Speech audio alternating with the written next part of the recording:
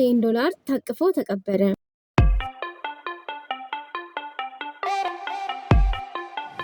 ሰላም ቤተሰብ እንዴት ናችሁ? እኔ በጣም ደህና ነኝ አልሐምዱሊላህ። የዛሬው ታሪክ ርዕሳችን ደግሞ 30 ሚሊዮን ዶላር ታቅፎ ተቀበረ ይላል።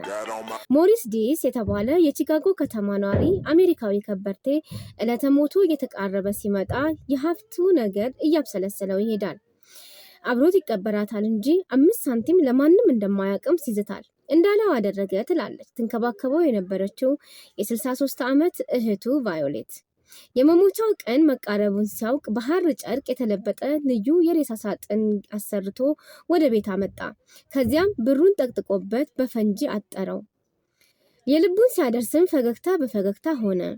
በ62 ዓመቱ በካንሰር በሽታ ሲለያት ወደ ሳጥኑ አስገብታው እስከ ስርዓተ ቀብሩ $1000 ያሰራው አልጋ ላይ ያጋደመችው እርሷ ራሷ እንደሆነች ታወሳለች። ኑዛዜው እንዲያ ስለነበረ ምንም አማራጭ አልነበረኝም። የሳጥኑን ክዳን እኔው ራሴው ከርችሜ ከዳኑ ሲላቀቅ ፈንጁ በሚሰራበት አኳኋን እስከማያይዝ ድረስ ማንም ሰው እንዳይጠጋው ቃል አስገብቶኝ ነበር። እንዳለው አደረግኩ የምትለው እህቱ ዛሬ ቁጭት እያንገበገባት ነበር። ሞሪስ ለ37 ዓመታት በዓለም አቀፍ የባንክ ተግባራት ኢንተርናሽናል ባንኪንግ እና ቦታና ቤት እየገዛ ወቅት ጠብቆ በስንጥቅ በመቸብቸብ ብር ያደለበ ሰው ነበር።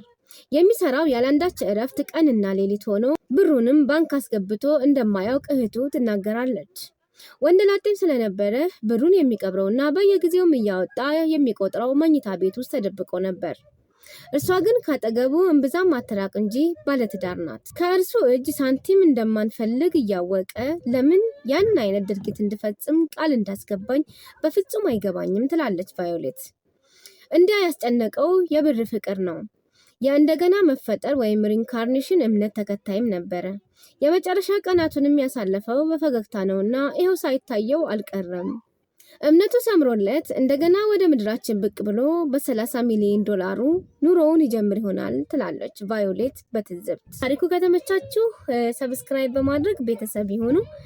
በቀጣይ በሌላ ቪዲዮ እስከምንገናኝ ድረስ ሰላም ሁኑ። ቻው።